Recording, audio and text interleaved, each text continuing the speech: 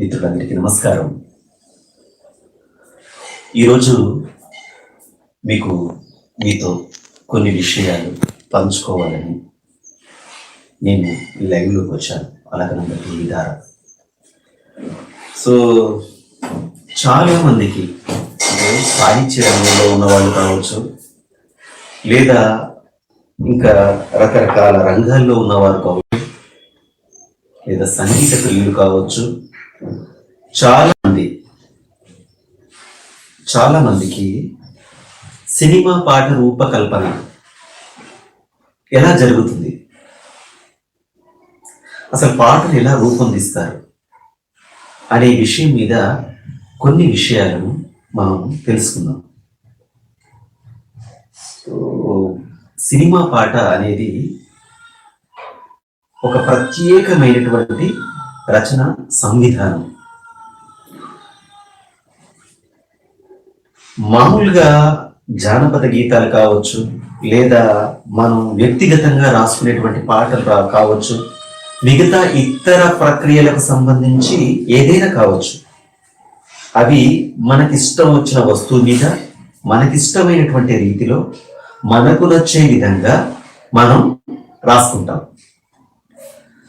కానీ సినిమాకు సంబంధించి పాట రూపకల్పన ఎలా ఉంటుందంటే చాలా విషయాలు ఇందులో ఇన్వాల్వ్ అయి ఉంటాయి. అవి ఏం విషయాలంటే, ఒక సినిమా రూపొందించడానికి అనేకమైనటువంటి వ్యక్తులు, అనేకమైనటువంటి సాంకేతిక నిపుణులు పనిచేస్తారు. సో అందులో చాలా ముఖ్యమైనది సినిమా పాటల రచన. అంటే సినిమాకు రూపొందించడానికి ముందే ఆ సినిమాకు సంబంధించినటువంటి పాటలను రూపకల్పన చేస్తారు, పాటల పనిలో పడతారు, పాటలను రూపొందించేటువంటి పనిలో పడతారు. సో పాటల రూపకల్పన ఎలా ఉంటుంది అంటే, మొట్టమొదటిసారిగా సో ఈ విషయాలు నేను కేవలం ఔత్సాహిక గీత రచయితలకు మాత్రమే ఈ విషయాలు నేను చెప్తున్నాను. పాటల రూపకల్పనలో అద్భుతమైనటువంటి నాలెడ్జ్ ఉన్న వాళ్లకు కాదు. పాటల రూపకల్పన ఎలా ఉంటుంది, అసలు పాటలను ఎలా రాస్తారు అనే విషయంపై అవగాహన కొరవడిన వారు, లేకుంటే అవగాహన లేని వారికి మాత్రమే ఈ విషయాలు, ఈ 4 మాటలు చెప్తున్నాను అన్నమాట. సో పాటను ఎలా రూపొందిస్తారు అంటే, ఫస్ట్ సినిమా కథ తయారు చేసుకున్న తర్వాత, సినిమా రూపొందించాలనుకున్న తర్వాత, పాటలను ప్రీ ప్రొడక్షన్స్ లో పాటలను దర్శకుడు రాయించాలనుకుంటాడు. అనుకొని కథలో వివిధ సన్నివేశాలకు తగ్గట్టుగా సంగీత దర్శకుడితో ట్యూన్స్ తయారు చేసుకుంటాడు. ట్యూన్స్ తయారు చేసుకున్న తర్వాత అప్పుడు ఆ ట్యూన్స్ ను రెడీ చేసుకొని, తన సినిమాలో 4 పాటలు 5 పాటలు ఉన్నప్పుడు ఆ ట్యూన్స్ ను రెడీ చేసుకొని, అప్పుడు ఈ పాటలను ఎవరితో రాయించాలనుకొని ఎవరితో ఒక గీత రచయితతో అన్ని పాటలు రాయించాలా, లేదా ఒక్కొక్క పాటను ఒక్కొక్క గీత రచయితతో రాయించాలా అనుకొని, తనకు నచ్చినటువంటి గీత రచయితలను ఎంపిక చేసుకొని గీత రచయితలను పిలిపించి ఆ సన్నివేశం చెప్పి అప్పుడు పాట రాయమని అడుగుతాడు దర్శకుడు. సో అప్పుడు అలా గీత రచయిత ఆ సన్నివేశాన్ని అర్థం చేసుకొని, దర్శకుడి సూచనల మేరకు, దర్శకుడు చెప్పిన దాని ప్రకారం, దర్శకుడు ఏదైతే చెప్తాడో, తనకు పాట ఎలా ఉండాలని చెప్తాడో ఆ నిబంధనలను అన్నింటినీ గుర్తుపెట్టుకొని, సన్నివేశాన్ని గుర్తుపెట్టుకొని, క్యారెక్టరైజేషన్స్ గుర్తుపెట్టుకొని, అన్నింటిని గుర్తుపెట్టుకొని, దర్శకుడు చెప్పిన సూచనల మేరకు ఆ పాటను గీత రచయిత రూపకల్పన చేసి రాసి దర్శకుడికి చూపిస్తారు. దర్శకుడు పాట బాగుంటే బాగుంది అని చెప్తాడు, లేదా అందులో తనకు సంబంధించినట్టు తను అనుకున్న విధంగా ఏవైనా మార్పులు చేర్పులు ఉంటే ఆ మార్పులు చేర్పులు కూడా చెబుతారు. అప్పుడు ఆ మార్పులను గీత రచయితలు సహృదయంతో స్వీకరించి ఆ మార్పులను చేయాల్సి ఉంటుంది. ఇది ఎందుకు చేయాల్సి ఉంటుంది అంటే, సినిమాకు ఏం కావాలో దర్శకుడికి తెలుసు. సో మనం రాసిన పాట ఒక్కొక్కసారి అది వాళ్ళు అంగీకరించకపోవచ్చు కూడా. దానికి రీజన్ ఏంటంటే వాళ్ళు అనుకున్న విధంగా మనం రాసి ఉండకపోవచ్చు. సో అందుకే పాట రాసేటప్పుడు గీత రచయితలు దర్శకుడిని ఆ పాట ఎలాంటి భాషా సాంద్రతలో రాయాలి, ఎంత స్టాండర్డ్లో రాయాలి, అంటే లిరికల్ ఏ స్టాండర్డ్స్ లో ఉండాలి, హైలీ లాంగ్వేజ్ ఉపయోగించాలా లేకుంటే సరళమైన భాష ఉపయోగించాలా అనేవి మనం ముందే గీత రచయిత ఎటువంటి డౌట్స్ ఉన్నా కూడా ఆ డౌట్స్ ను క్లారిఫై చేసుకొని ఆ దర్శకుడికి కావాల్సినటువంటి ఆ సాహిత్యాన్ని మనం అందజేయాల్సి ఉంటుంది. సో మొట్టమొదటిసారిగా మనం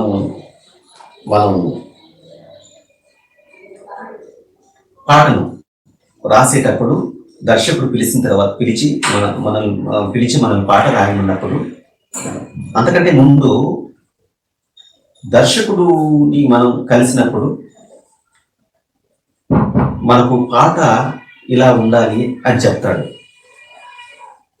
ఆ పాటను మనం సన్నివేశం చెప్పడంలో కానీ మనం ఆ సన్నివేశాన్ని అర్థం చేసుకునేటువంటి దాంట్లో కానీ ఏవైనా డౌట్స్ ఉంటే ఆ డౌట్స్ ను అప్పుడే దర్శకుడిని అడగాలి.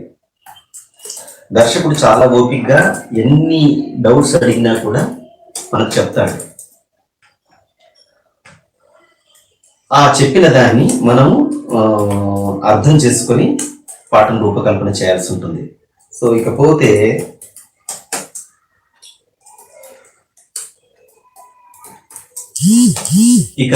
అసలు మనం గీత రచయిత కావాలని మనం ఎందుకు అనుకుంటున్నాం? ఇది ఫస్ట్ చాలా ముఖ్యమైనటువంటి క్వశ్చన్. అంటే ఒక ప్యాషనేట్ గా పాటలు రాయాలని కొంతమంది వస్తుంటారు. సో ఒక్కసారైనా స్క్రీన్ మీద నా పేరు కనబడితే చాలు అని కొంతమంది అనుకుంటారు. సో ఇంకొంతమంది ఎలా ఉంటారంటే ఒకసారి ప్రయత్నించి చూద్దామని మరికొంతమంది అనుకుంటుంటారు.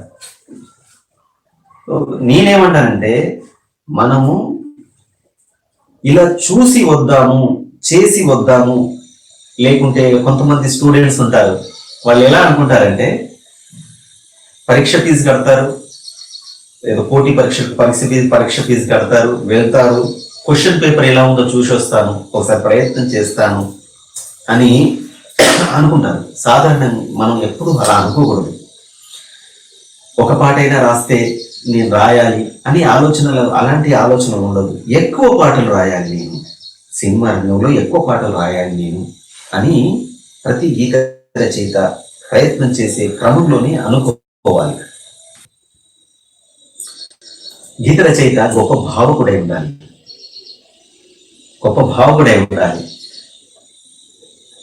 ఆ భావన బలము మనము అత్యుత్తమైనటువంటి పాటలను రాయడానికి ఏంటంటే గీత రచయిత చాలా మంది కావాలనుకునే వాళ్ళు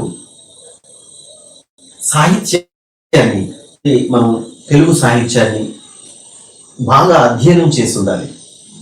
ఆ అధ్యయనం చేసి ఉండడం వల్ల పాట రాయడం మనకు చాలా చాలా సులభతరం అవుతుంది. ఎందుకు సులభతరం అవుతుందంటే ఒక సైనికుడు తాను ట్రైనింగ్ తీసుకొని, అంటే తర్ఫీదు పొందినటువంటి సైనికుడు శత్రువుల మీద కావచ్చు, లేకుంటే ఇంకా ఒక యుద్ధం చేసేటప్పుడు ఎక్కువగా పోరాటం చేయగలుగుతాడు, ఎక్కువగా నైపుణ్యంతో యుద్ధం చేయగలుగుతాడు, చాలా సులువుగా యుద్ధం చేయగలుగుతాడు. అనేకమైనటువంటి క్లిష్టమైనటువంటి వాతావరణంలో కావచ్చు, క్లిష్టమైన పరిస్థితుల్లో కావచ్చు తన యుద్ధాన్ని కొనసాగిస్తూ ఉంటాడు నేర్పరితనంతో. అలాగే గీత రచయిత ఉత్తమ పాఠకుడై ఉండడం వల్ల అతనికి అద్భుతమైనటువంటి జ్ఞానం ఉంటుంది. ఈ జ్ఞానం నేను చదివినా అని ఎప్పుడు అనకూడదు. నిరంతరమైనటువంటి పాఠకుడై ఉండాలి. తనకు నచ్చినటువంటి పుస్తకాలు, కావ్యాలు, అంటే ఒక రకంగా చెప్పాలంటే గీత రచయితకు అన్ని సబ్జెక్టుల మీద పరిచయం ఉండాలి. అంటే అంతరిక్షం గురించి తెలిసి ఉండాలి, ఆవకాయ పచ్చడి రూపకల్పన గురించి కూడా తెలిసి ఉండాలి. అంటే తనకు ఈ ప్రపంచంలో ఎన్ని సబ్జెక్టులు అయితే ఉన్నాయో అన్ని సబ్జెక్టుల మీద మనం పరిపూర్ణమైనటువంటి నాలెడ్జ్ని సంపాదించకపోయినా పరిచయం మాత్రంగా, రేఖా మాత్రంగానైనా మనకు పరిచయం కలిగి ఉండాలి ప్రతి సబ్జెక్టు మీద. కెమిస్ట్రీ మీద కావచ్చు, ఫిజిక్స్ మీద కావచ్చు, దేని విన్నైనా కూడా కావచ్చు. ఎందుకు నేను ఇది చెప్తున్నానంటే, దర్శకుడు మనతో పాట రాయించేటప్పుడు దర్శకుడు ఏ సన్నివేశాన్ని ఇస్తాడో, ఎలా రాయమంటాడో, ఏ ఏ శైలిలో రాయమంటాడో, అసలు ఏం పాట మనకి ఇవ్వబోతున్నాడో మనకు తెలియదు. సో మనం ప్రతి విషయాన్ని కూడా చాలా అంటే ట్రైన్డ్ అయ్యి అక్కడికి వెళ్తే కొంతమంది దర్శకులు పిలిచినప్పుడు ఏమంటారంటే, మీరు ఎలాంటి పాటను బాగా రాయగలుగుతారు అని అడుగుతారు. సో అప్పుడు మనం ఫలానా పాటలు నేను బాగా రాయగలుగుతాను, ఫలానా ఐటమ్ సాంగ్స్ బాగా రాయగలుగుతాను, లేదు నేను ప్రేమ గీతం బాగా రాయగలుగుతాను, ఇలా కాకుండా సమర్థవంతమైనటువంటి గీత రచయిత ఏమంటాడంటే నేను దేనికైనా రాయగలుగుతాను అని చెప్పడం అనేది కరెక్ట్ ఆన్సర్. అంటే ఆ చెప్పడంలో ఆత్మవిశ్వాసం ఉంటుంది. మీరు ఏ సన్నివేశం ఇచ్చినా కూడా నేను రాయగలుగుతాను అని చెప్పాలి. అప్పుడు మన మీద ఒక నమ్మకం కలుగుతుంది. సో అలా మనం ప్రతి సబ్జెక్టును కూడా మనం చాలా డీప్గా మనం చదువుతూ ఉండాలి. చాలా మంది నేను చదవను కానీ పాటలు రాస్తాను అంటే ఆ పాట అది కరెక్ట్ కాదు. ఇప్పటికీ పాటలు రాస్తున్నటువంటి సిరివెన్నెల సీతారామ శాస్త్రి గారు కావచ్చు, చంద్రబోస్ గారు కావచ్చు, సుద్దాల అశోక్ తేజ గారు కావచ్చు, వనమాలి గారు కావచ్చు, ఎవరైనా కావచ్చు, శ్యామ్ కాసర్లు కావచ్చు, వీళ్ళందరూ కూడా నిరంతరమైనటువంటి పఠనాసక్తిని కలిగి ఉంటారు. వాళ్ళకు పాట రాసే పని లేనప్పుడు తప్పకుండా పుస్తకాలను చదువుతుంటారు. ఇది చదవడం వల్ల ఏమవుతుందంటే మన భావనా బలం, మన ఊహాశక్తి బాగా పెరుగుతుంది. ఇంకా బాగా పెరగడం వల్ల మనం పాటను చాలా అవలీలగా మనం రాసి దర్శకుడితో చేత మెప్పించగలుగుతాం. లేకపోతే చాలా కష్టం అవుతుంది. సరే, ఇదిలా ఉంటే మరొక ముఖ్యమైనటువంటి హర్డీ ఉంటుంది మనకు గీత రచయితలకు. ఏంటంటే ఒక పాటను మనం రాసిన తర్వాత రెండు రకాలుగా ఉంటాయి పాటను రూపొందించడం. మొదట పాటను రాయించుకొని కొంతమంది స్వరపరుచుకుంటారు, తర్వాత స్వరపరుస్తారు. కొంతమంది ఎక్కువ మంది ఇంకొక విధానం ఏంటంటే స్వరాలకు అంటే ట్యూన్కు పాటలు రాయడం, అదొక పద్ధతి ఉంటుంది. రాసిన తర్వాత స్వరపరచడం, ట్యూన్కు పాటలు రాయడం, రెండు రకాలుగా ఉంటుంది. సో ఇళయరాజా గారు ఎప్పుడైతే ఇళయరాజా గారు రాకముందుకు ఇళయరాజా గారు ఫామ్ లోకి రాకముందుకు అంతకు ముందు అంటే క్రీస్తు పూర్వం లాగా ఇళయరాజా గారికి ముందు ఏం జరిగిందంటే అందరూ కూడా కేవి మహాదేవన్ గారు కావచ్చు, మన ఎస్ రాజేశ్వరరావు గారు కావచ్చు, ఇంకా ఏ పేరు తీసుకోండి ఆ పేరు, ఎంఎస్ విశ్వనాథన్ గారు కావచ్చు, సత్యం గారు కావచ్చు, కోదండపాణి గారు కావచ్చు, వీళ్ళందరూ కూడా చేసినటువంటి పనులు ఏంటంటే ఆ టైంలో ఆత్రేయ గారు వీళ్ళందరూ రాసిన, సముద్రరాజు సీనియర్ గారు, జూనియర్ గారు వీళ్ళందరూ రాసినప్పుడు పాట రాసిన వాటిని రాసిన తర్వాత రచయిత రాసిన తర్వాత స్వరపరుచుకునే వాళ్ళు. ఇళయరాజా గారు ఎప్పుడైతే వచ్చారో ఇళయరాజా గారు ఒక ట్యూన్, ఆ సన్నివేశానికి ట్యూన్ క్రియేట్ చేసి ఆ ట్యూన్ కు రాయించడం మొదలుపెట్టారు. దీనివల్ల ఏం లాభం జరుగుతుందంటే ఒక పాట ఎలా రాబోతుంది, ఏ సౌండింగ్ తో రాబోతుంది, ఏ మూడ్ తో రాబోతుంది, ఎలా ప్రేక్షకులను వృత్తులు ఊపబోతుందో 50% అంచనా వేయగలుగుతారు దీనివల్ల. కాకపోతే దీనివల్ల ఒక గీత రచయితకు ఒక చిన్న శ్రమ ఉంటుంది. పాటలు రాసిన తర్వాత స్వరపరిచే విధానంలో రచయితకు చాలా స్వేచ్ఛ ఉంటుంది.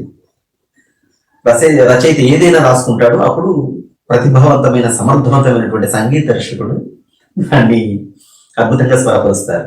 సో ట్యూన్కు పాట రాయాల్సి వచ్చినప్పుడు ఏమవుతుందంటే కాస్త శ్రమ పడతాడు గీత రచయిత. కానీ ఆ శ్రమలో ఒక అద్భుతమైనటువంటి ఆనందం ఉంటుంది, ఆత్మానందం ఉంటుంది. ఆ ఆనందం ఏంటయ్యా అంటే ఆ నాదానికి అనుగుణంగా పదాలను రూపొందిస్తున్నప్పుడు, పదాలను వేస్తున్నప్పుడు ఒక మేస్త్రి లాగా ఆ ఇంటి ప్లాన్ తీసుకొని ఇటుక మీద ఇటుక పెట్టి అందమైన వంపులు తిరిగేటువంటి ఎలివేషన్స్ తో, అందమైనటువంటి రంగులతో ఇల్లుని ఎలా మేస్త్రి నిర్మిస్తాడో అలా మా గీత రచయిత కూడా దర్శకుడి సూచన మేరకు ఆ సంగీత దర్శకుడు రూపొందించినటువంటి ఆ అద్భుతమైనటువంటి స్వరాలకు పదాలను కూర్పు చేసి అందమైనటువంటి పదాలను, భావాలను, ఊహలను రూపకల్పన చేస్తూ ఒక గొప్ప పాటగా, ఒక చక్కటి పాటగా ఆవిష్కరింపచేయడం చాలా అద్భుతమైనటువంటి విషయం. అది గీత రచయితకు ఉండాల్సినటువంటి ముఖ్యమైనటువంటి లక్షణం ఏంటంటే నాదాన్ని ఆస్వాదించగలగడం, స్వరాన్ని అర్థం చేసుకోగలగడం, తత్కారాన్ని, ఏదైతే తత్కారం ఉంటుందో ఆ తత్కారాన్ని అర్థం చేసుకోగలగడం, అందంగా పేర్చడం, భావాలను అందంగా పేర్చడం అనేటువంటి నైపుణ్యం.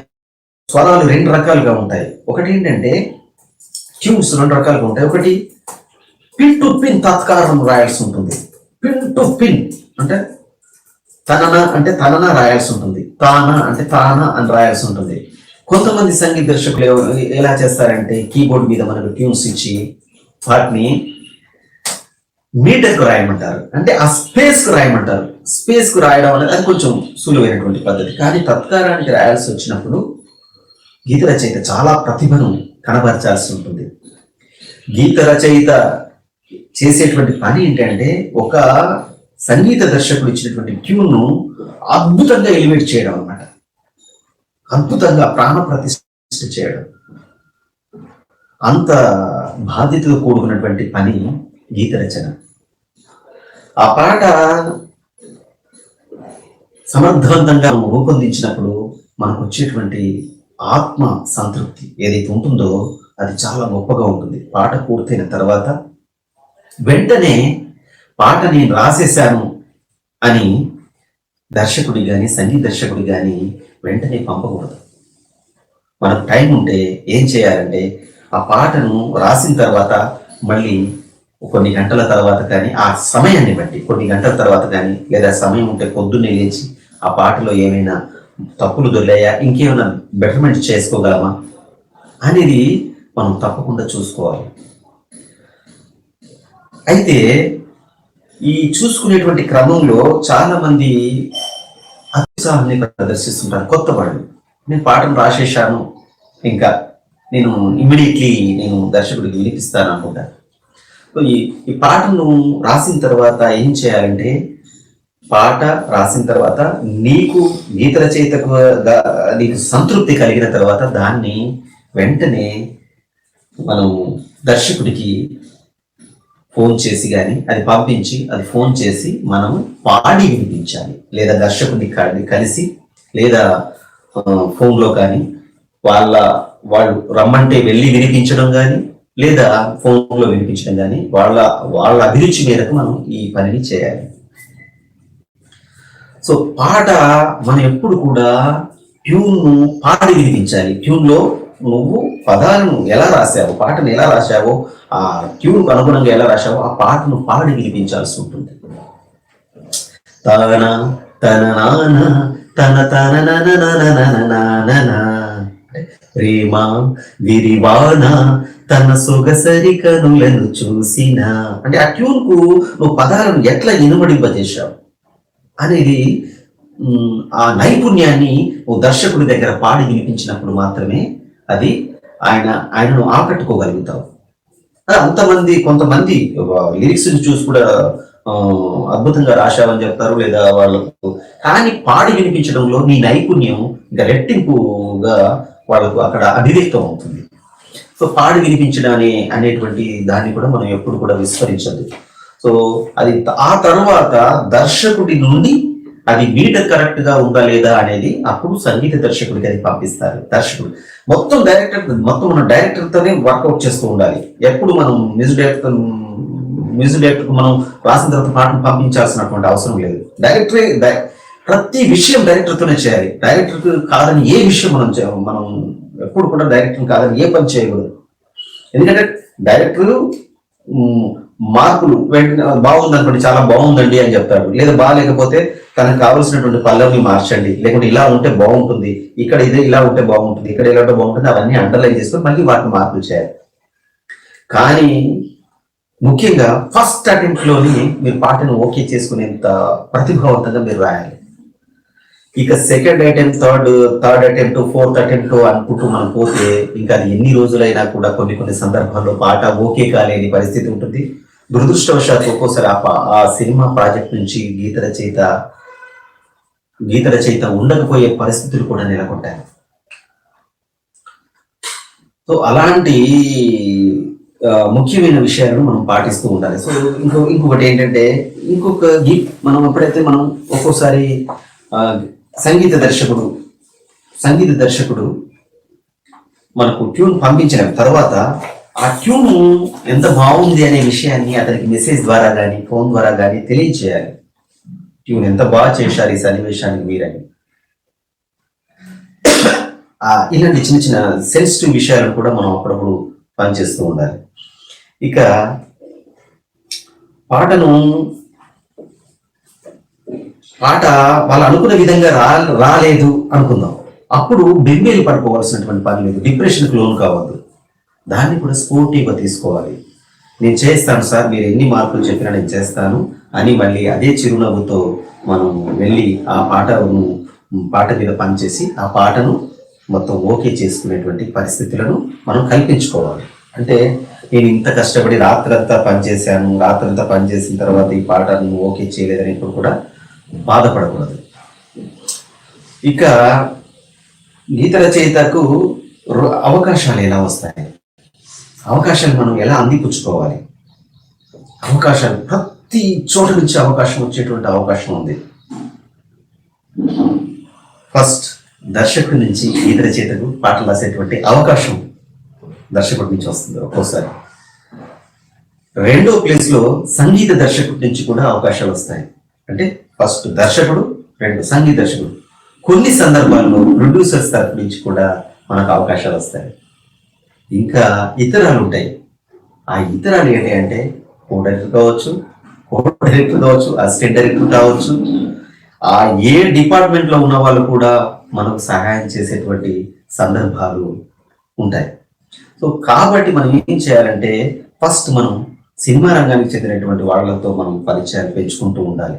పెంచుకొని నేను పాటలు రాయాలనుకుంటున్నాను, చాలా పాటలు రాయాలనుకుంటున్నాను, నేను ప్రతిభావంతంగా పాటలు రాస్తాను అని మనము తెలిసిన వాళ్ళందరికీ చెప్పి అవకాశాలను మనం అందిపుచ్చుకునేలాగా ప్రయత్నాలు చేస్తూ ఉండాలి. సో కొంతమంది అధిక ప్రసంగం అనేది చేస్తుంటారు. సో దర్శకుడి దగ్గరికి పోయినప్పుడు వాళ్ళు అడిగిన క్వశ్చన్కు మాత్రమే మనం సమాధానం చెప్పాలి. అడిగిన క్వశ్చన్, మీరు ఏం చదువుకున్నారు, అది మాత్రమే చెప్పాలి.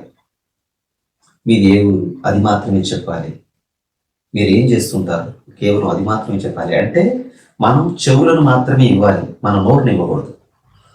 సార్ నేను సుమారు 1000 పాటలు 500 పాటలు రాసి ఉంటాను సార్, నా దగ్గర చాలా కట్టలుగా ఇంతెత్తు పాటలు ఉన్నాయి సార్, 5-6 డైరీల నిండా పాటలు ఉన్నాయని ఎప్పుడు చెప్పకూడదు. అలాంటివి 500-600 పాటలు ఉన్నా, 10,000 పాటలు మీ ఇంట్లో ఉన్నా కూడా అవి వాళ్ళకి ఏమీ ఉపయోగపడదు. వాళ్ళ సన్నివేశానికి పాటలు ఎలా రూపొందిస్తున్నావు, వాళ్ళ సన్నివేశానికి మనం పాట ఎలా రాస్తున్నావు అనేది మాత్రమే వాళ్ళు ఆలోచిస్తారు. మిగతాది ఏది ఆలోచించారు. సో ప్రతిభ గీత రచయిత కావాల్సిందండి. ప్రతిభ, వ్యక్తిత్వం, ప్రవర్తన తీరు. ఈ రెండింటిలో ఏది గొప్పది అంటే ప్రవర్తన చాలా గొప్పది. ప్రవర్తన బాగుండి ప్రతిభ సెకండరీగా ఉన్నా కూడా వాళ్ళు కొంత దూరం ప్రయాణం చేయగలుగుతారు. కానీ అద్భుతమైన ప్రతిభ ఉండి ప్రవర్తన అనేది లేకపోయినట్టయితే ఎంత గొప్ప ప్రతిభావంతుడు కూడా రాణించలేడు. ఒకవేళ రాణించాలని ప్రయత్నం చేసినా కొంత దూరం వెళ్ళి అక్కడ ఆగిపోయేటువంటి పరిస్థితులు ఉంటాయి. సో కాబట్టి మన ఆహార్యం, మన మన మనం మన బాడీ లాంగ్వేజ్, మనం ఎలా వాళ్ళు పిలిచినప్పుడు వాళ్ళతో చిరునవ్వుతోటువంటి మాట్లాడేటువంటి తీరు, మనం మాట్లాడేటువంటి భాష, ప్రతి ఒక్కటి క్యాలిక్యులేట్ అవుతుంది. ఇది పాటల రచయితలకు మాత్రం కాదు, ఎక్కడైనా కూడా. సో అంత ప్రతిభావంతంగా మనం ఉండాలి, ఆత్మవిశ్వాసాన్ని కలిగి ఉండాలి. వచ్చిన అవకాశాన్ని అందిపుచ్చుకోవడం అనేది చాలా ఇంపార్టెంట్. ఒక అవకాశం వచ్చిందంటే ఆ అవకాశాన్ని సద్వినియోగం చేసుకోవాలి. అంటే మంచి కష్టపడి పనిచేయాలి. సో నువ్వు ఎంత కష్టపడి పని చేస్తావో నీకు అంత అద్భుతమైనటువంటి ఫలితాలు వస్తూ ఉంటాయి. సో ఇక ముఖ్యమైన విషయాలు ఏంటంటే చాలా కాలం మనం కొనసాగాలి. సినిమా పాటల రచయితగా చాలా కాలం కొనసాగాలంటే ముఖ్యమైనది ఏంటంటే పఠనాసక్తిని కలిగి ఉండాలి. విస్తృతమైనటువంటి పరిచయాలను పెంచుకోవాలి. పఠనాసక్తి ఫస్ట్, ఎప్పుడు చూసినా చదువుతూ ఉండాలి. రెండవది, నెక్స్ట్ రెగ్యులర్ గా సినిమా రంగానికి సంబంధించినటువంటి వ్యక్తులను, మన సోర్సెస్ ఎక్కడున్నాయి, దర్శకులు, సంగీత దర్శకులు, తర్వాత అసిస్టెంట్ డైరెక్టర్లు, కో డైరెక్టర్లు, డైరెక్టర్లు, ప్రొడ్యూసర్స్, వీళ్ళను నిరంతరం మనం కలుస్తూ మన అవకాశాల కోసం ప్రయత్నం చేస్తూ ఉండాలి. తర్వాత నిజాయితీగా వ్యవహరించడం అనేది చాలా ఇంపార్టెంట్ విషయం. సో నిజాయితీగా వ్యవహరించడం ఏంటంటే డిప్లొమాటిక్ గా కూడా కొన్ని సందర్భాలుగా ఉండాల్సి వస్తుంది. వాళ్ళు కథ చెప్తారు, మన కథ చెప్పినప్పుడు ఈ కథ ఎలా ఉంది అంటే బాగుంది సార్ అని చెప్పాలి. ఒకవేళ ఆ కథ నీకు నచ్చకపోయినా కూడా దాన్ని బాగుందనే చెప్పాలి. ఎందుకంటే వాళ్ళు ఆ కథను ఓకే చేసుకుని సినిమా తీయాలనేటువంటి సంకల్పంతో ఉన్నారు. కొత్తగా మనం ఇప్పుడు బాగాలేదని చెప్పడం వల్ల ఆ సినిమా మనం చెప్పడం వల్ల సినిమా తీయకుండా ఆపేసే ప్రసక్తి ఉండదు. సో మనం వాళ్ళు ఏ కథ చెప్పినా కూడా, వాళ్ళు ఏ సన్నివేశం చెప్పినా కూడా ఎలా ఉంది అని అడిగినప్పుడు చాలా బాగుంది సార్ అని చెప్పాలి. అలాగే వాళ్ళు ఒక ట్యూన్ చేసి, సంగీత దర్శకుడు మనకు ఒక ట్యూన్ చేసి, దర్శకుడు దాన్ని ఓకే చేసినటువంటి ట్యూన్ మనకు పంపించినప్పుడు సార్ ట్యూన్ ఎలా ఉంది అని చెప్పినప్పుడు ట్యూన్ చాలా బాగుంది అని చెప్పాలి. మామూలుగా ఉంది, అది ఉంది, ఇలా ఉంది, ఇంకెలా ఉంటే బాగుండేది ఆ చెప్పే రైట్స్ మనకు లేవు. ఎందుకంటే అది ఆల్రెడీ ఓకే అయినటువంటి ట్యూన్. సో ఇంకా ఒక పాట ఓకే కావడానికి చాలా మందితో మనం ఓకే చేయించాల్సి ఉంటుంది. దర్శకుడు తన భావానికి సంబంధించిన సన్నివేశం విషయంలో, తర్వాత లిరికల్ ఫార్మేషన్ విషయంలో ఆలోచిస్తాడు. బాగుందా లేదా అతను ఓకే చేయాలి. తర్వాత మీటర్ పరంగా, తత్కారం పరంగా, ట్యూన్ పరంగా ఆ ట్యూన్ కు కరెక్ట్ గా రాశాడా లేదా దర్శకుడు చెప్పగలగాలి. కొన్ని సందర్భాల్లో ప్రొడ్యూసర్ కూడా ఇన్వాల్వ్ అవుతారు, వాళ్ళని కూడా మనం మెప్పించగలగాలి. కొన్ని సందర్భాల్లో కో డైరెక్టర్ ఇంకా ఇలా ఉంటే బాగుంటుంది అని వాళ్ళు కూడా అనుకుంటారు, వాళ్ళని కూడా మనం మెప్పించి అన్ని ఆ పాటకు ఎంతమంది అయితే ఆ పాటను ఓకే చేసే వాళ్ళు ఉంటారో వాళ్ళందరితో మనం మెప్పించగలిగేటువంటి పరిస్థితులలో మనం ఉండాలి. ఇకపోతే నమ్మకంగా ఉండాలి. ఒకసారి ఏం జరుగుతుందంటే సినిమాకు ముందు ప్రీ ప్రొడక్షన్ లో పాటలు రెడీ అవుతుంటాయి కాబట్టి మనకు కొన్ని సందర్భాల్లో కొంతమంది కథలు చెప్తారు. ఈ కథలను మన మనసులో పెట్టుకోవాలి. పలానా వాళ్ళు ఈ కథతో సినిమా తీస్తున్నారు, పలానా వాళ్ళు ఈ హీరోతో సినిమా చేస్తున్నారు, పలానా వాళ్ళ ఇంకా ఈ హీరోయిన్లు ఇలా బుక్ అయ్యారని ఇక్కడ మనం పనిచేస్తున్నటువంటి సంస్థ విషయాలు ఇతరులకు ఎట్టి పరిస్థితుల్లో చెప్పకూడదు. ఎందుకంటే వాళ్ళు పబ్లిసిటీ ఒక టైంలో చేయాలని అనుకుంటారు. మనం అంత నమ్మకంగా ఉండాలి. అంత మంచి ఆ కథను ఇంకెక్కడే చెప్పకూడదు. వాళ్ళు ఏ కథతో చేస్తున్నారు, నేను పాటలు రాస్తున్నాను పలానా వాళ్ళకు, పలానా హీరోకు, పలానా డైరెక్టర్ పనిచేస్తున్నానని మనం ఎక్కడ చెప్పకూడదు. అంత నమ్మకంగా వ్యవహరించాలి. సో చాలా వాళ్ళ పట్ల విధేయత కలిగి ఉండాలి, మర్యాదగా వ్యవహరించాలి. ఇవన్నీ విషయాలు కూడా మనకు ఇందులో క్యాల్కులేట్ అయి ఉంటాయి. ఇకపోతే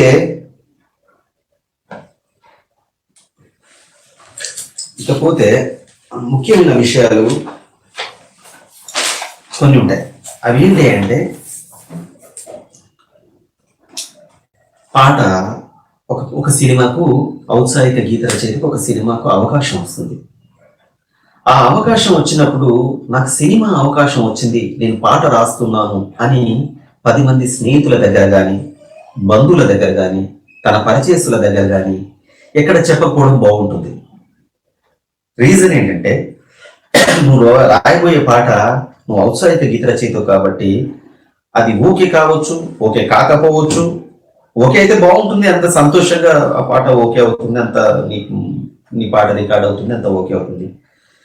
నీ పాట ఓకే కావచ్చు, ఓకే అయితే బాగుంటుంది. కానీ ఓకే కాకపోతే ఏమవుతుందంటే నువ్వు ఒక సినిమా పాట రాసావు కదా, ఆ సినిమా ఎక్కడి వరకు వచ్చింది అంటారు. సో నువ్వు రాసిన పాట ఓకే అయినా ఆ సినిమా ప్రజల ముందుకు రావడానికి అనేకమైనటువంటి ఆటంకాలు దానికి ఉంటాయి. చిన్న చిన్న సినిమాలకు, పెద్ద సినిమాల సంగతి అయితే దానికి ఇంకా తిరిగే లేదు. సాధారణంగా చిన్న చిన్న సినిమాలకు కొత్తగా ఔత్సాహికమైనటువంటి గీత రచనలకు చిన్న చిన్న సినిమాలకు అవకాశాలు వస్తుంటాయి కాబట్టి ఆ సినిమా ఒక సినిమా రూపకల్పన అనేది దాదాపు 6 నెలల నుంచి 1 ఇయర్ పడుతుంది. 1 ఇయర్ పడుతుంది ప్రేక్షకుల ముందుకు రావడానికి. కొన్ని సందర్భాల్లోనైతే 1 సంవత్సరం పట్టొచ్చు, 2 సంవత్సరాలు పట్టొచ్చు, 3 సంవత్సరాలు కూడా పట్టొచ్చు, జరుగుతుంటాయి అట్లా.